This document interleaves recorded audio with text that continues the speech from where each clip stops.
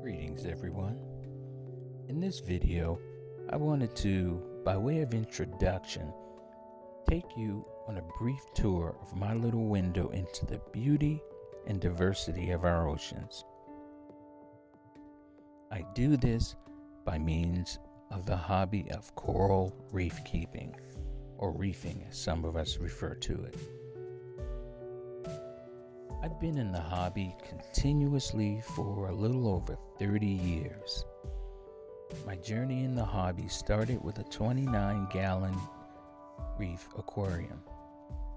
Back during those days, the standard was using things like under gravel filters, hang on the back power filters, and if you were a really advanced reef keeper, you had a wet dry trickle filter under your tank. It was nothing like any of the quasi sci-fi looking gear that's in use nowadays. To begin with, my current display tank is an off-the-shelf Aqueon 75-gallon aquarium with an accompanying 29-gallon aquarium that is functioning as a sump. Over the past 30 years, I've generally operated under the philosophy of disposable income. What is that? So I've not always maintained the most pristine appearing tank or the latest equipment. There have even been times when, even though the tank and its inhabitants remained, my interest and focus unfortunately did not.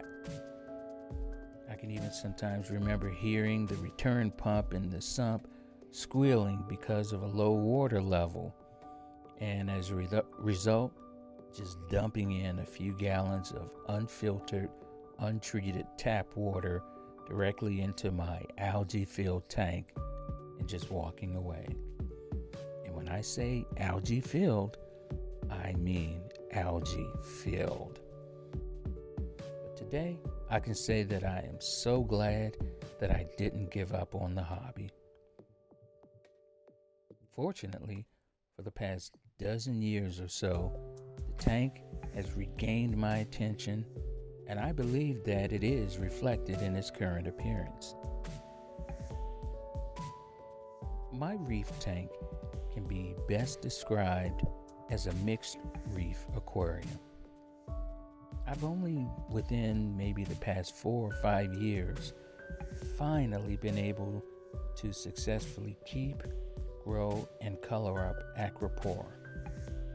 For years, this was the one thing that I never was able to attain any measure of success with. But with a renewed focus to educating myself about proper husbandry of these animals, I have gained a great deal of confidence that I can maintain a healthy, thriving ecosystem. In my time as a reef keeper, I've never enjoyed the privilege of using any of the premium high-end equipment available. But I can say that for those of you out there that are operating on a limited budget, that you absolutely can be successful in this hobby without breaking the bank. Now, in my tank, I believe that I can identify over 50 individual species of coral that I've collected over the years, ranging from zoas or zoanthids and acropora to blastomussa, montipora, bird's nest, different chalice corals, and others that time just wouldn't allow me to mention. Be sure, in fact, to look for a more detailed inventory of inhabitants in a future video from me. In addition to coral, I think that there are at least 8 distinct species of fish in my tank as well. The tank is currently lit by LED lights. In fact, over the years, I've run various forms of lighting. I've run T12 fluorescent lights. And yes, you heard me correctly. I said T12 and not T5. I've also run compact fluorescent lights over the tank.